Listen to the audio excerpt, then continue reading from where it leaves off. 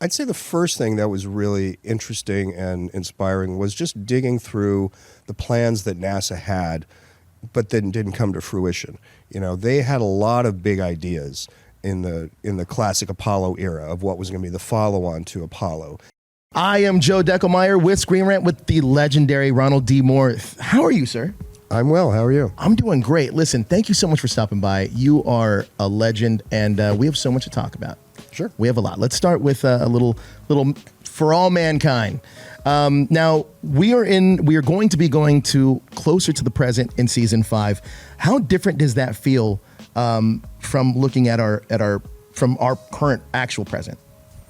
It's a very different world because the further that we've gotten along this alternate timeline, the changes become bigger and bigger. So you're starting to look at a world that doesn't look a lot like ours anymore. I mean, physically, yes, the technology has moved ahead quicker than it did in our timeline. So they've gotten to things like flat screens and phones faster than we did. But for the most part, it still looks like a recognizable world, except for the fact that there's a vibrant space program on a global level. There are many space agencies around the world.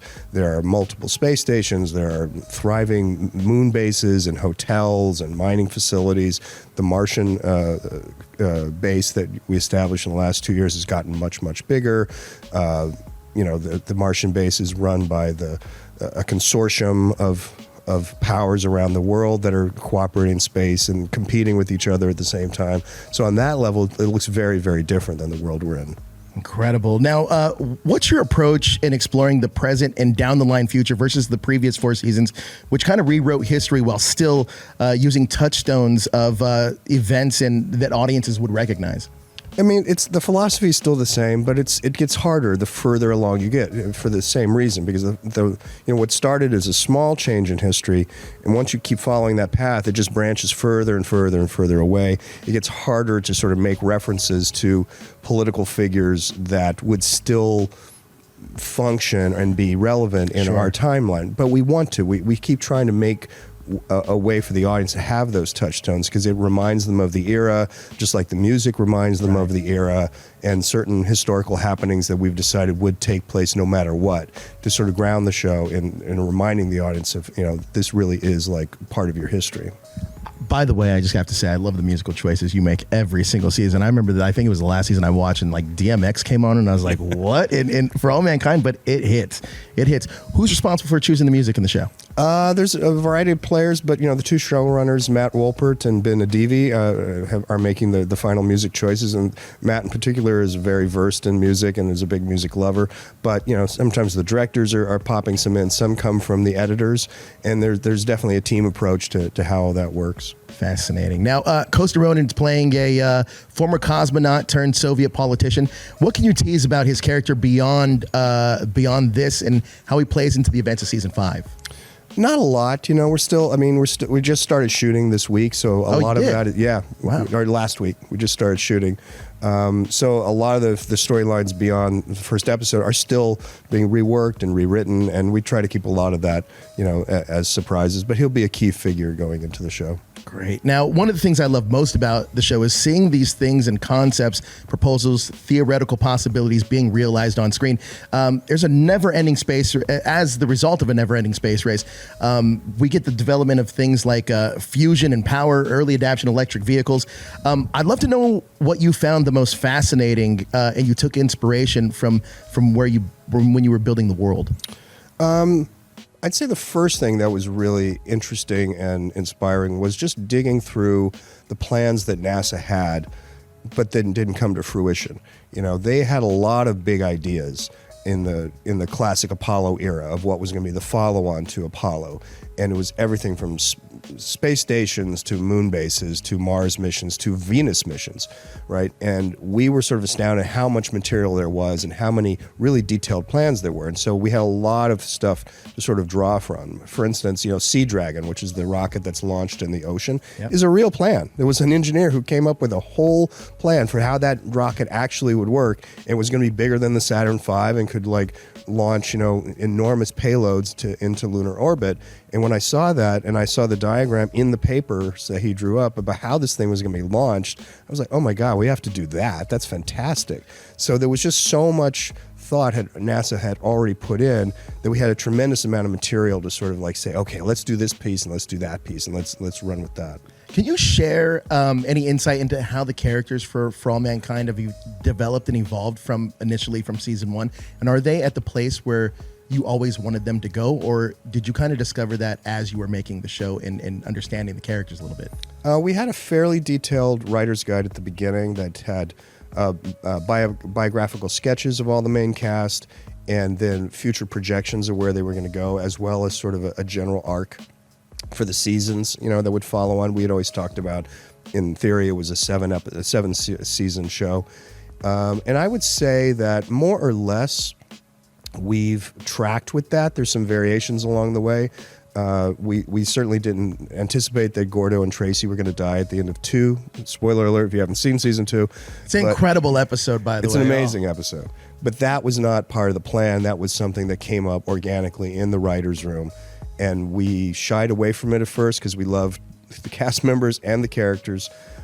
But it was kind of undeniable. We realized this is the best ending for their story, and it was going to be so perfect in the finale that we made the change. And we had like some future plans for both of those characters. Really? Not in any great detail, but we had like, ideas of what would happen to them down the line.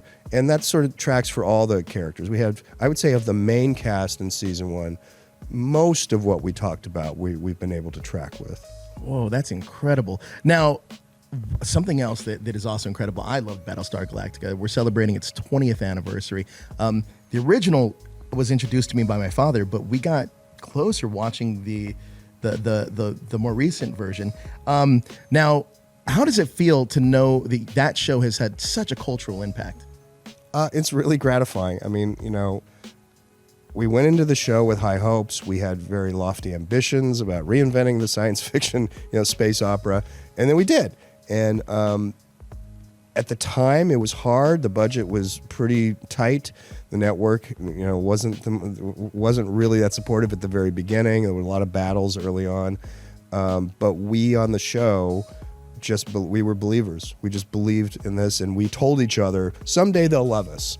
Someday they will. They may not be watching us now, or they may not love us yet, but we're doing something special, and we know it. And it's really, really gratifying that's come to pass. It's incredible. Now, correct me if I'm wrong, but you're doing a panel for Battlestar Galactica this weekend, yes or no? I'm doing a panel, and Mary McDonnell is moderating it, so I get to chat with Mary again. I haven't seen her in a few years. That is incredible. So it's a little bit of a reunion for you guys. It'll be really nice. Fantastic. What is it? What are you excited to catch up with her on and kind of revisit with her at San Diego Comic-Con? We're going to talk about the process. We're going to talk about show running and acting and sort of how they synthesize together to make a show. And it'll be fun to sort of chat in that kind of forum about her perceptions as an actress, on a series like that, what she thought of the writing process, and then I'm curious to see what she wants to know, and then things I'd like to know from her about where she thought the show was going, and did she care where it was going on some level.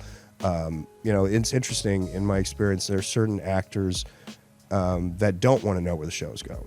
There's an actress I work with now who says, I don't want to see the next episode. Don't even tell me. I just want it when it comes to me. Then I'm surprised, and then I can play where the character is. And other actors want to know everything. They want to know the whole thing and all the plans. So it's always interesting to hear their perspective. That's wild. Now, with Battlestar Galactica, there's a reboot in development. Did you give any advice to Sam, especially on the current climate of like AI and politics? No, I mean, he called me. He gave me just a courtesy call. It was a lovely gesture, and he said, "I'm doing this, and I hope you're." And I was like, "Hey, you don't have to. You don't need my permission. I appreciate the call. It's very nice, and go with God." I mean, it's a tough thing to do these shows in the best of times. And I have no idea really what his plans are or where it's going, and I wish him well. Now, you're reuniting with Mary over the weekend here for San Diego Comic-Con. Would you like to see a reunion special for Battlestar Galactica? Would you like to be the one to tackle it? You mean a scripted special? Yeah. Oh, I don't know. I said goodbye. And to me, the show, I wanted it to have a definitive ending. I felt strongly at the time that I didn't want to then try to put the gang back together later on. So I destroyed the Galactica, sent the fleet into the sun, landed them on Earth, and said, "This is the end." And there's a part of me that wishes I hadn't done that. Sure. Because, how much fun would it be to work with Eddie again? How much fun it would be with Mary and James and, and all of them. And Katie and, the Trisha. Now I'm going to forget their names and someone's going to get mad you left them out, yeah. But I love all of them. So there's a part of me that would very much enjoy doing that. But I feel like we said everything we wanted to say and we got off stage at the right point. So I'm happy to leave that as our legacy. That's fantastic. Now, we're also approaching the end of Outlander with season 8. What do you have in store for Jamie and Charlie Jamie and Claire for the final season, especially anything that might surprise the book fans? We always try to surprise the book fans. Sometimes the surprise is getting to a place in a different way or delivering a scene in a different moment than where they thought. But you're always trying to satisfy them and surprise them at the same time. So I can't really say too much about it. We are in the middle of filming the final season right now, and I can assure the fans that they will have the joy of things that they hope to see, and also the surprise of things they weren't expecting. That's incredible. Now, what can you tease about Blood of My Blood, and how has it felt to hand off the reins as showrunner? Well, it's been, Matt Roberts has run the show for the past couple of seasons now, so it was great. Matt was there at the very beginning. He was in the writer's room right from the start, so he's been on the show and lived and breathed it for all these years. So it was a very comfortable transition to have him be, the full-on showrunner, and he's done an amazing job. I mean, he's probably done a better job than I did in a lot of ways. And then Matt came up with the idea for the spinoff, and I thought it was a great one, and everyone agreed, and they put it in production. It's just a fun notion to sort of go back and see Castle Leoch again, to return to Scotland, to get back into that whole Scottish history, which I think a lot of fans kind of miss. The books. Right. And the show leave Scotland and go to the American colonies for a big chunk of time, which is great. It gives us a lot of really interesting story. But there was always something in the blood of the show that was Scottish, and you kind of wanted to go back to the Highlands, and you wanted to see Colum and Dougal again. And so Blood of My Blood gives you a chance to sort of revisit all that and tell a story that you hadn't heard yet, and see how Jamie's parents got together, and also tell stories about Claire's parents in the same show.